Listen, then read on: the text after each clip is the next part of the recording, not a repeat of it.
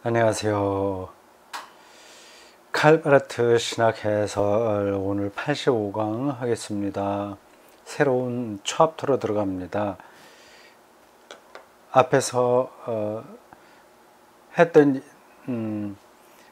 그 내용은 좀 까다로웠죠. 복음과 율법의 관계를 통해서 기독교 윤리학의 지평을 열어본다, 뭐 그런 거였습니다. 윤리, 어떤 기독교인답게 행동하는 게 뭐냐, 뭐 그런 걸 말하는 게 아니죠. 그래서 좀 까다로운데, 이제 새롭게 시작하는 이 6장에서는 주제가 달라집니다. 창조론이에요. 창조. 이게 저 개인적으로도 중요한 주제입니다. 제 설교 밑바탕을 관통하는 몇 가지 흐름이 있습니다. 그 중에 하나가 이제 창조예요. 창조, 선한 창조. 그래서 우주, 생물, 사물, 뭐 진화 이런 것들을 중요하게 생각합니다. 일단 창조의 문제거든요.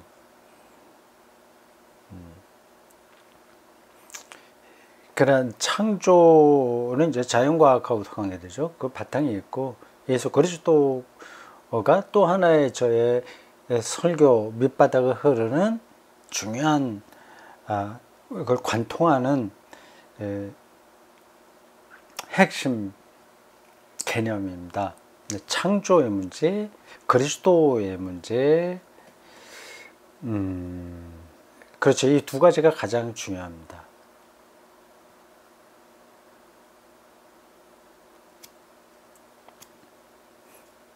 이제 그 중에 하나를 다루게 됐으니까 저도 흥미가 갑니다. 책 323쪽.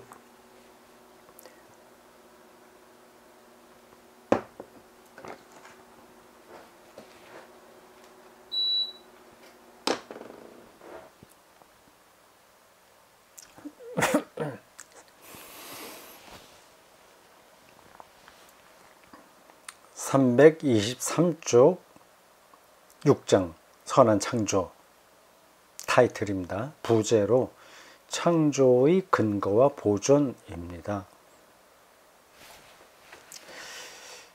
소제목 하나님 없이 생각된 창조의 위험성, 이렇게 되어 있습니다. 여기 앞에서 공부한 거를 지우지 않았네. 84강 공부한 거를 안 지웠어요.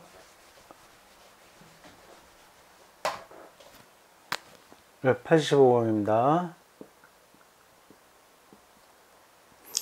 이 전체 챕터는 6장이 되겠습니다. 6장 선한 창조.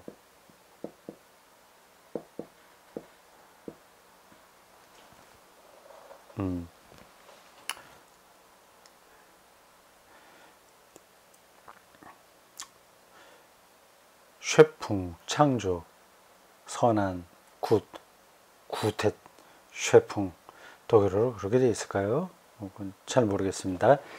창조의 근거와 보존. 기대가 되죠. 소제목 하나님 없이 생각된 창조의 위험성. 하나님 없이 생각된, 이것도 좀 매끄럽지 않은 번역이네요. 생각된, 이거 우리가 잘 쓰지 않는 표현입니다. 하나님 없이 생각된, 무슨 뜻인지 알겠습니다. 하나님 빼놓고 이제 창조를 생각하는 거죠. 하나님 없이, 적당한 단어가 없긴 하네요. 생각된, 이런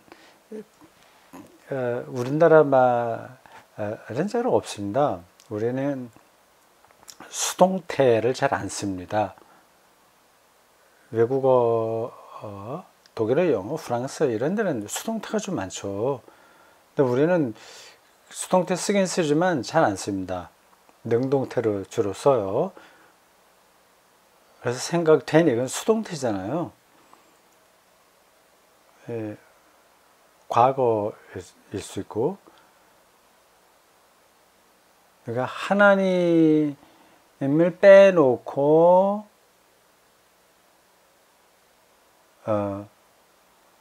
창조를 생각하는 위험성 이거죠. 하나님 없이 이걸 정확한 그 소제목을 잡기 어렵네요. 풀어서 또 쓸 수는 없지 않습니까? 지금 바로 얘기한 건 푸른 거예요. 하나님 없이 창조를 생각하는 위험성 이겁니다. 어쨌든 뭐 그렇게 생각하십시오. 하나님 없이 생각된 창조의 위험성. 그 창조의 위험성이 아니라 이 생각이 위험한 거예요. 그 창조가 뭐 위험합니까? 그러니까 하나님 없이 창조를 생각할 위험성인 거죠. 생각의 위험성 이렇게 생각하시면 됩니다. 제가 이 책 있는 그대로 일단은 보겠습니다. 바르트는 우리가 창조를 철회될 수 없는 선한 현실성으로 인식할 때 그것이 하나님이 행하신 사역임을 비로소 인식하게 된다고 말했다. 첫 문장부터 이게 전체적으로는 저 앞에서 5장에서 본 것보다 우리가 쉽게 접근할 수 있다고 말을 했는데 이 첫 문장부터 좀 까다로워요. 우리가 창조를 철회될 수 없는 선한 현실성 이런 표현들이 좀 까다롭지 않습니까? 철회될 수 없는 선한 현실성 이렇게 어려운 말은 아닌데 이게 개념적으로 설명해 놓으니까 어렵게 들리는 겁니다. 선한 현실성, 선한 현실성, 선하다, 아름답다. 뭐 창세기 1장에 나와 있듯이 하나님 보시기에 아름답다 그 뜻이거든요. 그 창조는 선하다고 하는 사실은 부정될 수 없다고 하는 겁니다. 이 철회될 수 없다고 하는 건 부정되지 않는다는 거예요. 그거를 전제해야만 그렇게 봐야만 그게 이제 하나님 창조가 하나님의 사역이라고 하는 것을 알게 된다. 이게 뭐 뻔한 얘기를 한 거죠. 근데 이게 뻔한 얘기가 아닙니다. 근데 이 세계는 악한 현실성도 있잖아요. 그럼 하나님이 그 악한 것도 창조했냐? 그런 반론이 나오지 않겠습니까? 모든 사람들의 불행 이런 것들, 많은 사람들의 불행 이런 거 어떻게 하나님의 창조 안에서 설명할 수 있겠어요? 이게 선한 현실성이라고 한다면 참 까다롭지 않습니까? 우리가 이해하기 좀 어렵지 않습니까? 서로 모순돼 상충되는 것으로 우리들에게 들리는 거죠. 그래도 우리가 이 창조를 하나님의 사역이라고 얘기하려면 우리에게 지금 악하게 보이는 것마저도 하나님의 선한 행위다. 그건 부정될 수 없다. 그걸 이제 전제해야 된다는 겁니다. 그걸 이제 찾아가는 게 창조론이죠.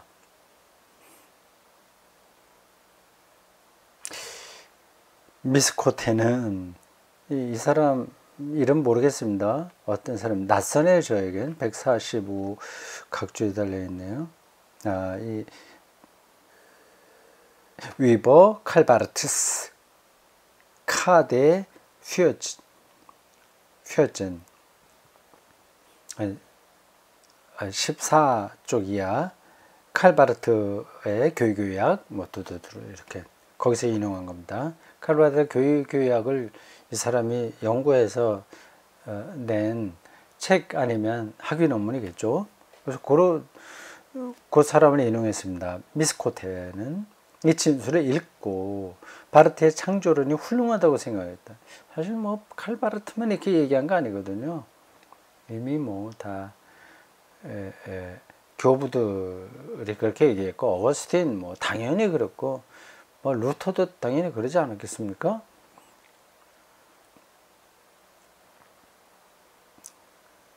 네, 앞에서 그렇게 얘기했다고 해서 또 새롭게 그렇게 얘기할 필요가 없다거나 해도 뭐 뻔한 얘기다 생각하시면 안 됩니다.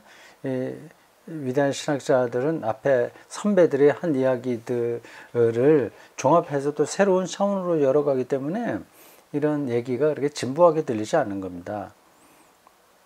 바르트의 창조론은 실제로 그렇게 말한다. 인용한 글입니다. 우린 여기서 그와 다르게 혹은 불확실하게 생각을 말할 수 있는 자유를 갖고 있지 않다. 그러니까 창조가 선하다고 하는 사실을 부정할 수 없다는 거죠. 그런 자유가 없다는 겁니다. 창조의 그리스도교적 인식은 하나님의 선하신 기쁨이 창조의 뿌리, 기초, 목적이라고 말한다. 그리스도교적으로 인식된 창조는 선하신 기쁨이다. 여기서 우리는 멈칫하게 된다. 바르트는 자연신학과 투쟁하는 한 것으로 유명하지 않은가? 예, 자연신학 그렇습니다. 앞에서 다뤘어요. 에밀 브룬너하고의 논쟁입니다. 자연신학 논쟁이에요. 그거 다시 또 설명하지 않겠습니다. 그 유명세는 그의 신학이 사도신경 창조조항과는 단절된 관계 안에 있다고 말하지 않는가? 이게 무슨 말인가? 이건 또 설명이 필요한데 그냥 넘어가겠어요. 자꾸만 이거 일일이 확인하다 보면 진도가 너무 안 나갑니다. 그래서 사람들은 바르트를 새로운 마르키온이라고까지 부르지 않았는가? 이렇게까지 불렀어요. 146학주입니다. 율리히어라는 사람이 그렇게 얘기했단 말이죠. 마르키온, 어거스틴과 대립했었죠. 인간의 자유의지를 강조한 사람? 이라고 볼 수 있는데, 바르트를 새로운 마르키온이라고까지 부르지 않았는가? 마르키온은 구원자 하나님에 비하면 창조자 하나님은 구원자 하나님, 예수 그리스도죠. 비하면 창조자 하나님이 마치 하나님을 대적하는 자처럼 보인다고 말했다. 그런데 그런 바르트가 대적하는 자처럼 보인다? 그냥 악이 있으니까 그런 거예요. 근데 그 바르트가 지금 창조자에게 의미 깊은 찬양을 올려드리고 있다. 그런데 이전에 자연신학에 대해 아니오라고 말했던 것을 나아가 바로 그 신학은 그런 찬양을 드릴 능력조차 없다고 말했던 것을 아마 잊지는 않았을 텐데도 말이다. 근데 자연신학하면 하나님의 자연 창조에 대한 찬양 아니겠습니까? 근데 바르트는 아니오라고 그랬거든요. 아니오라고 하는 거는 이 죄성을 뚫어본 겁니다. 이 창조가 정말 선하냐? 여기 악이 있지 않냐? 그런 논쟁들이었어요. 바르트가 그 자연신학과의 논쟁에서 아니오라고 말을 했지만 그렇다고 해서 하나님의 선한 창조를 조금이라도 약화시켰다고 보면 곤란한 겁니다. 그 아니오라고 하는 것은 인간에게 스스로 구원의 가능성이 있는 것처럼 말하고 있기 때문에 그런 겁니다. 자연신학이 이제 그런 얘기를 한 거죠. 모두가 부패한 게 아니라 우리에게 남아있다. 부패하지 않은 구석이. 그런 겁니다. 그런 주장, 자연신학 그런 주장을 반대한 거죠. 바르트는 그와 같은 내용을 전쟁의 적나라한 공포가 진행 중이었던 1942년에 이미 집필하기 시작했다. 하나님 찬양에 대한 거예요. 아주 살벌한 전쟁 와중에서도 하나님의 선하신 창조를 조금이라도 약화시킬 수 없다는 입장을 필요한 거죠. 이 사실을 생각할 때 우리는 다시 한번 멈칫하게 된다. 우리 멈칫할 것도 없어요. 바로 그런 상황 안에서 그런 찬양을 다시 말해 결코 철회될 수 없는 창조자 하나님의 선하신 기쁨이라는 찬양을 드렸다면 바르트의 신학은 이 땅의 온갖 고통에는 눈을 감은 것인가 나오잖아요. 앞에서 이미 요거 얘기했죠. 그 서로 상충되는 부분이 있다고 말이죠. 아우슈비츠 이후에도 신학이 가능한가 그런 명제가 있습니다. 그럼 우리가 어떻게 하나님의 선한 창조와 연관시켜서 뚫고 나갈 수 있겠냐 하는 게 핵심인 거죠. 바르트에게는 그러한 고통 볼 수 있는 눈이 조금 흐린가? 그걸 눈은 감은가? 눈을 감았나? 그 질문에 아니다. 당연히 아니죠. 바르트는 그 상황의 끔찍함을 정확하게 인식하고 있었다. 당연하죠. 그런 파괴된 예루살렘을 바로 눈앞에 두고 하나님의 선하신 행동이 그치지 않을 것을 찬양했던 예언자 예레미야와 같이 하나님의 선하심에 대해 말했다. 그 바르트의 설교군요. 프레디기트, 설교, 위버, 클락의 리드, 탄원이라고 하는 제목의 설교. 예루살렘의 거주자들은 죽임을 당하러 끌려갔다. 성전은 무너졌고 기원전 587년에 있었던 바빌론 포로 사건입니다. 하나님 자신은 자기 백성 이스라엘에게 그리고 바로 그 예언자에게 낯선 자가 되고 예레미야에게 낯선 자가 되고 원수가 되었다. 이 일이 우리에게 얼마나 가까운가. 2차 세계대전에서는 예레미야가 경험했던 똑같은 상황을 그 당시 신학자들도 다 경험하고 있는 바입니다. 우리가 지금까지 이해하고 설교하고 실천해왔던 그리스도교가 무너져 내려 쌓인 무수한 폐허, 더미 앞에 서 있다. 지금까지 우리가 하나님이라고 여겨온 어떤 존재가 거주하고 있다고 생각했던 바로 그곳에서 오늘날 우리 인간은 도무지 이해할 수 없는 어떤 어두운 얼굴만을 발견하고 있다. 설교 내용입니다. 바르트의 그 글은 신학적으로 깊이와 투명성이 있을 뿐만 아니라 문학적으로도 아주 수려합니다. 글쓰기가 보통이 아니에요. 이런 마지막 문장들 이거 뭐 그냥 나오겠습니까? 오늘날 우리 인간은 도무지 이해할 수 없는 어떤 어두운 얼굴만을 발견하고 있다. 이와 같은 바르트는 폐허가 된 그리스도교를 말한다. 그것이 하나님이 창조에 관한 신학적 논의에 영향을 주지 않았을 리가 없다. 그 묵시적인 그 상황을 목도하면서 어떻게 하나님의 창조를 선하다고 노래할 수 있겠나. 그런 이야기입니다. 그러므로 우리가 여기서 힘써야 하는 일은 우리가 하나님이라고 여기는 어떤 얼굴의 배후에서 참 하나님의 얼굴을 다시 발견하는 것이다. 여기서 발견되어야 하는 하나님의 얼굴은 바로 창조자 하나님의 긍정, 하나님의 긍정, 큰 긍정,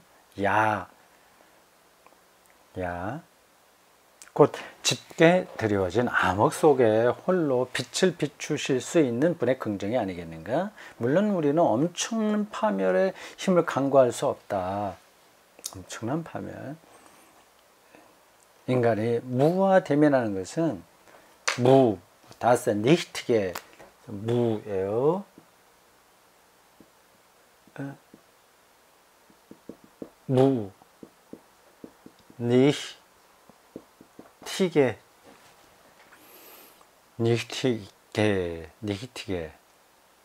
니히트라고 하는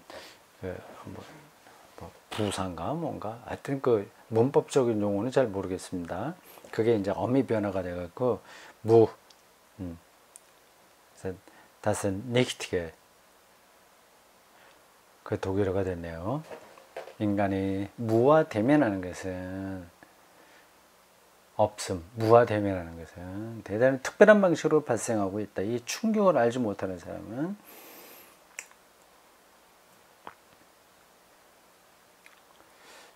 우리 시대의 사람으로 생각하거나 말할 수 없고 다른 사람에게 우리 시대를 이해시킬 수 있는 가능성을 빼앗긴 셈이 된다. 그 2차 세계대전 아주 가장 극렬했을 때 상황을 무라고 표현한 거죠. 거기서 어떻게 우리는 하나님을 이거는 무경험이에요. 하나님의 없음, 어떤 존재 근거에 대한 깊은 회의, 이게 이제 무경험이죠. 거기서 어떻게 하나님의 긍정, 하나님의 예스라고 하는 거예요. 그걸 나가냐.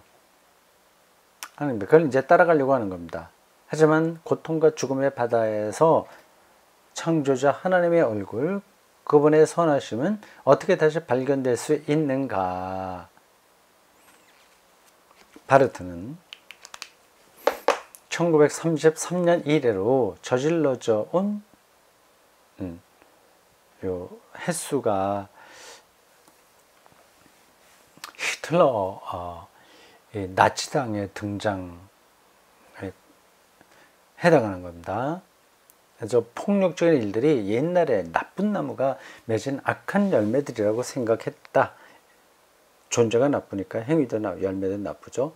이 점에서 창조자 하나님의 야예요. 긍정을 발견하려 했던 바르트의 일련의 시도들이 잘 이해될 수 있다. 바르트는 자신의 창조론에서 이전과는 비교가 안 될 정도로 날카롭게 근대 사상과 논쟁했다. 근대 사상, 여러 번 나오는 용어예요. 이건 제가 일일이 설명하지 않겠습니다. 모더니즘, 근대 사상, 모더니티, 영어로 이제 모더니즘이라고도 하고요. 근대주의, 이게 유럽 역사에서 많은 걸 변화시켰습니다. 긍정적인 면도 있고 부정적인 면도 있고 그걸 피해갈 수 없습니다. 기독교회도 마찬가지입니다. 근대 사상과 논쟁했고 거기 이제 자연과학 발전도 포함되죠. 그 과정에서 그 사상의 한 줄 한 줄마다 나쁜 열매를 맺는 나쁜 나무라는 명칭을 붙여 갔다 나갔다. 그리고 그는 17세기 이래로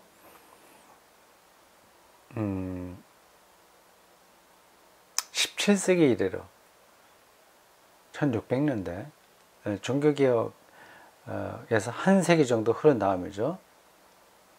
숙명적인 오류의 길로 떨어졌던 역사를 뒤돌아 보았다.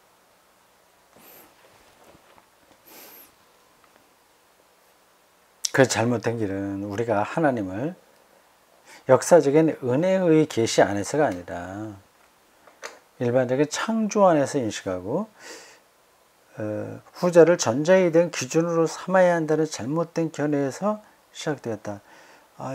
좀 애매하네. 이 문장은 그 잘못된 길은 오류라고 그랬잖아요. 잘못된 길은 우리가 하나님을 역사적인 은혜의 계시 안에서가 아니라 일반적인 창조 안에서 인식하고 일반적인 창조, 자연과학적인 마인드로만 본다는 건가 보죠. 그러니까 자연을 자연으로만 보지 은혜로 보지 못한다는 것을 가리키나요? 그렇게 인식하고 후자를, 그러니까 창조 문제를 기준으로 삼아야 한다는 잘못된 견해에서 시작됐다. 그 근대주의에서 자연과학이 무지하게 발전했어요. 그러니까 그게 이제 교회나 신학이 말할 수 없는 어떤 영역이 되어버리고 말았습니다. 그래서 그거를 기준으로 해야 된다. 그 자연과학 그런 것에 대해서 교회가 하나님의 은혜로 접근하면 안 된다. 그걸 교회가 이렇게 말해야 돼. 교회가 자연과학을 이제 독립시켜버린 거죠. 좋은 뜻으로 독립시켰는데 나쁜 뜻으로 보면 반기한 거죠. 무책임한 거죠. 그 결과 하나님은 어떤 다른 길로 행하는 분일 뿐만 아니라 나아가 타자로 이해된다.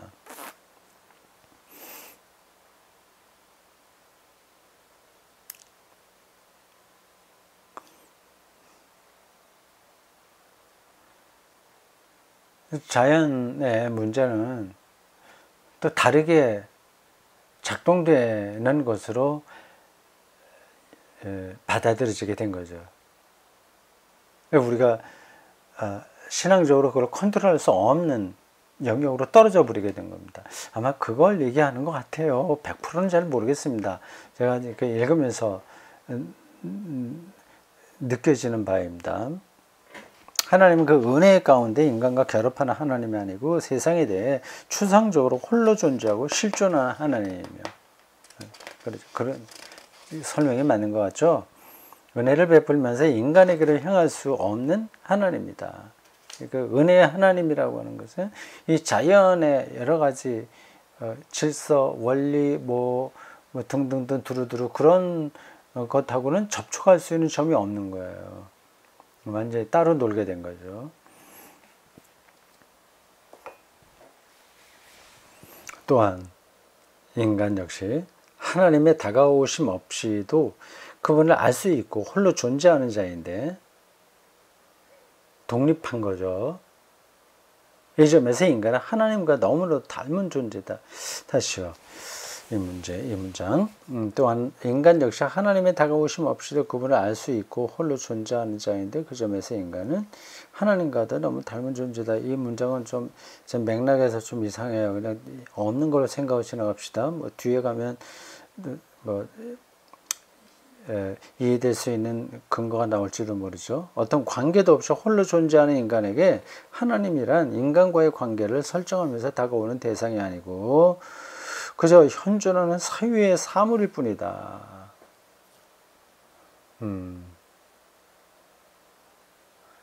은혜는 관계에서 이루어지지 않습니까? 그게 이제 빠져버리니까 따로 노는 거죠, 따로. 하나님은 굉장히 고고한 그 높은 자리에 이렇게 올라가 있고, 그리고 이 세상, 인간이 아는 자연의 세계, 이거는 또 그 하나님 간섭 없이 그냥 다 처리할 수 있고,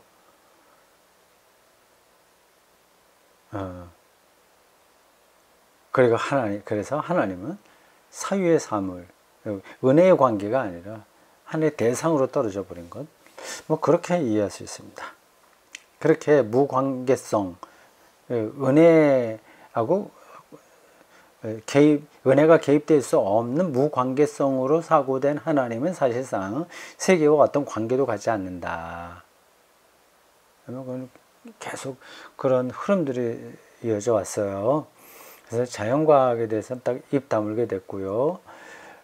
그래서 그런 결과들이 진화론을 교회가 창조론으로 반대하는 데까지 이르렀습니다. 정말 터무니없는 일들이 벌어진 거죠.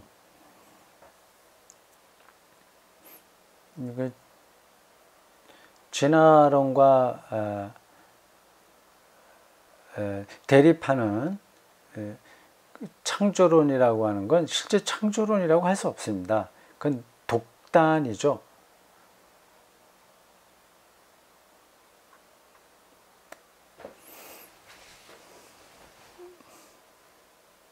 여기서 세계는 하나님에 의해 전혀 변화될 수 없는 방식으로 작동한다. 그러니까 뭐 거기서 히틀러가 나와서 뭐 마음대로 할 수 있는 거죠. 이 세계는 자기들이 할 수 있다고 처리할 수 있는 대상이 되어버리고 말았으니까요. 그렇게 인간이 하나님을 인식하려고 할 때 매개체가 되는 자연도 은혜 없는 무관계의 존재로 생각하게 된다. 또 하나의 그 하나님과 관계없이 그냥 현실이 돼버린 거예요, 그 자연이. 그러니까 우리가 연구해서 이용해 먹고 뭐 적당하게 처리하고 그런 대상이 돼버리고 마는 겁니다.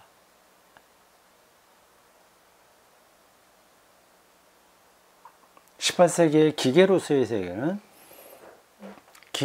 세계는 이건 원리로만 이 자연을 이해하게 된 거죠. 뉴턴이 그걸 의도하지는 않았겠지만 뉴턴의 기계적 역학론 이런 것들이 이러한 흐름에 그 물리학적인 토대를 제공한 겁니다. 여기는 굉장히 많은 톱니바퀴가 맞물려서 돌아가는 시계와 같다, 이렇게 설명을 했습니다. 그러니까 이건 빈틈이 없는 거예요. 탁탁탁탁 맞춰서 돌아갈 뿐입니다. 이 자연 현상이라고 하는 건 그걸 잘 계산을 내서 우리가 이용하면 되는 거예요.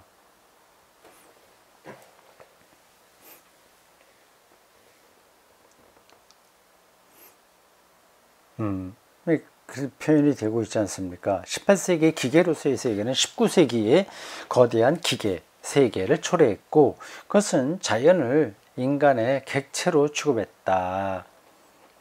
주객도식이라고 하는 객체가 되는 거예요.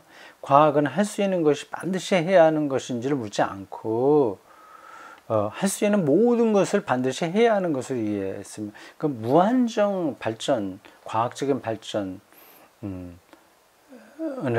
선한 거로 생각하게 된 거죠.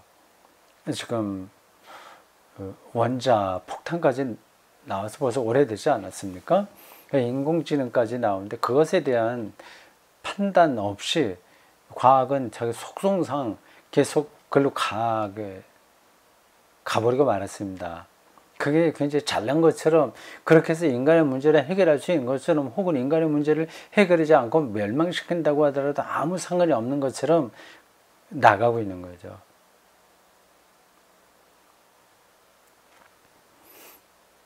재미있는 표현입니다.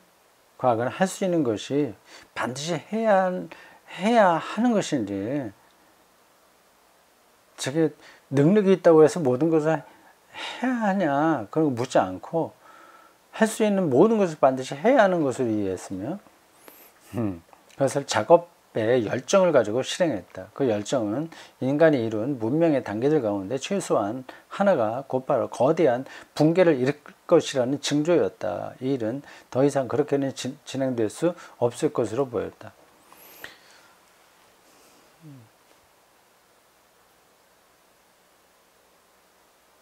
이 문장은 이제 이해하기 힘드네요. 그 열정, 그 작업의 열정이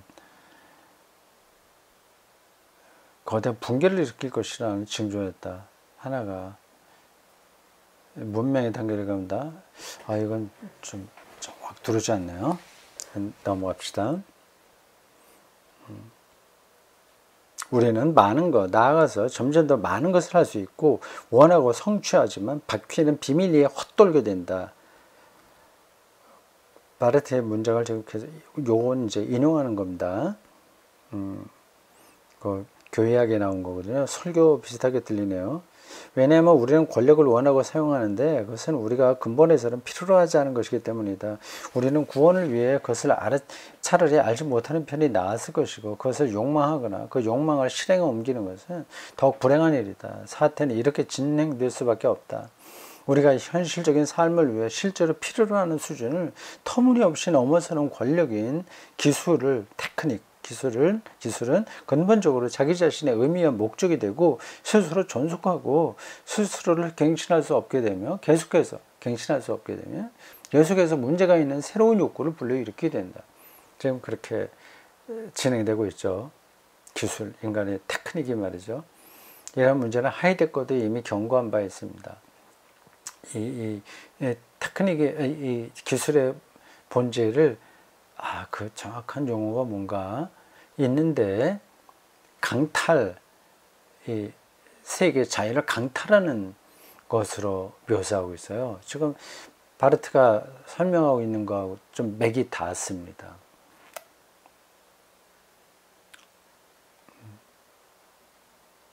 그 결과 기술은 매우 불합리하게도 장애를 일으키고 파괴하는 기술이 되며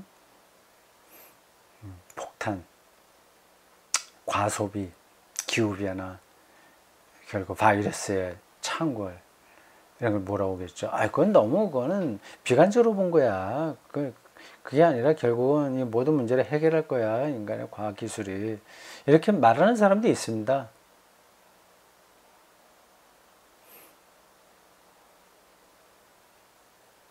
전쟁과 파멸의 기술이 된다. 그러나 인간은 기술을 영혼이 없는 것이라고 비난해서는 안 된다. 오히려 인간 자신에 대해 권력을 소유하려는 비이성적인 의지를 비판해야 된다. 기술 자체를 비난해서는 안 되고 인간 자신에 대해 권력을 소유하는 비이성적인 의지, 인간에게는 비이성적인 의지, 그 기술을 이용하려고 해서 그걸로 어떤 것들을 자기 뜻대로 해보려고 하는 권력 의지잖아요. 히틀러가 한 거 그런 일 아닙니까?